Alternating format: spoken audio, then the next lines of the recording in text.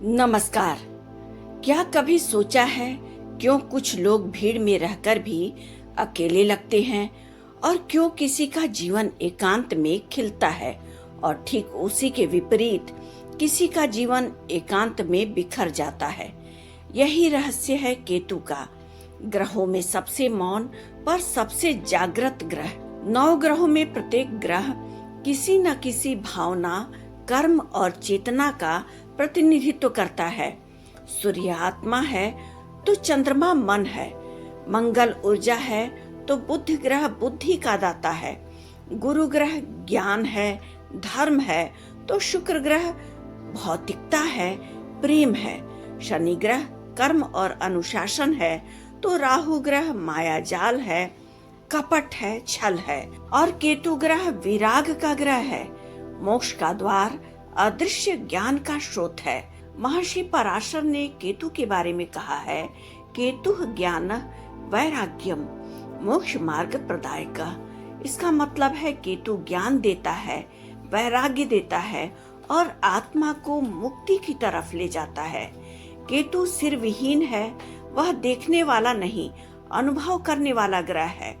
जहाँ राहु वांट है वहीं केतु डन है, यानी जहाँ राहु चाहता है वहीं केतु समाप्ति का इशारा करता है। जहाँ राहु कहता है कि मुझे बहुत कुछ चाहिए, बहुत अभी ऊंची उड़ान बाकी है, वहीं केतु कहता है कि बस करो, अनंत जन्मों से तुम यही कर्म करते चले आ रहे हो, अब अपनी इच्छाओं को बंद करो और मुक्ति की तरफ बढ़ो।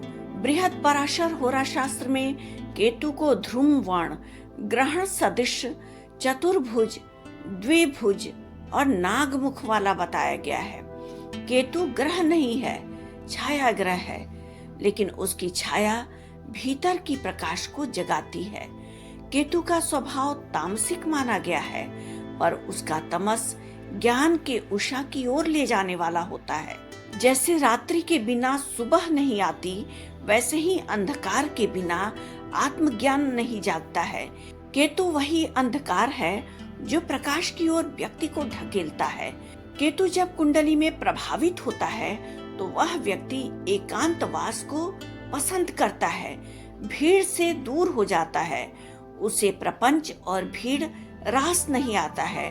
लोग उसके बारे में कहते हैं कि ये डिटैच हो गया है, पर सच में वह डीपली कनेक्टेड हो जाता है अपने आप से। केतु का प्रभाव एकांत प्रियता, साधना, तप, मौन और मन के गूढ़ रहस्यों में रुचि देना होता है। वह व्यक्ति को बाहरी शोर से काटकर आंतरिक ध्वनि सुनने की क्षमता देता है। यह एकांत अकेलापन नहीं है, यह संवाद है अपने आत्मा से। एकांत केतु की भाषा है, जहाँ कोई शब्द नहीं पर हर उत्तर मौजूद है। शास्त्र कहते हैं कि जिस भाव में केतु बैठता है वहाँ व्यक्ति किसी न किसी रूप में त्याग करता है। उदाहरण के लिए अगर जन्म कुंडली के चौथे भाव में केतु बैठा है तो घर से, मातृ सुख से विरक्ति की स्थितियां बनाता है। अगर जन्म कुंडली के सप्तम भाव में केतु बैठा है तो संबंधों से दूरी की स्थितियां बनाता है। अगर द्वादश भाव में केतु बैठा है तो संसार से मुक्ति की चाहत होती है व्यक्ति की।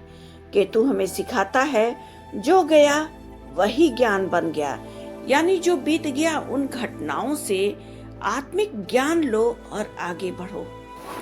मोक्ष का मतलब ये नहीं है कि आप यहाँ से मुक्त हो गए केवल ईश्वर का नाम लेकर के। मोक्ष का मतलब ये है कि आपके अंदर की इच्छाओं की मृत्यु हो गई। केतु उन्हीं इच्छाओं को समाप्त करता है जो आत्मा को बांधती है। पराशर ऋषि कहते हैं केतु ज्ञान का कारक है और सभी दुखों का विनाशक है, क्योंकि दुख तभी होता है जब अपेक्षा होती है। केतु अपेक्षा को मिटा देता है। केतु हर मोह माया से व्यक्ति को काट करके शून्यता की तरफ ले जाता है, पर वही शून्यता पूर्णता में छुपा होता है। केतु और गुरु का संबंध अगर जन्म कुंडली में बन जाए तो यह अत्यंत गूढ़ संबंध होता है, क्योंकि गुरु ज्ञान का प्रकाश है और केतु अनुभव का अंधकार। जब ये दोनों एक साथ हो जाते हैं तो व्यक्ति ज्ञान को जीने लगता है। इस युति को धर्म ध्वजा योग या गणेश योग भी कहा जाता है। गुरु दिशा देते हैं, केतु मुक्ति देता है। गुरु कहते हैं कि सीखो, ज्ञान को धारण करो, और केतु कहता है कि सरेंडर कर दो।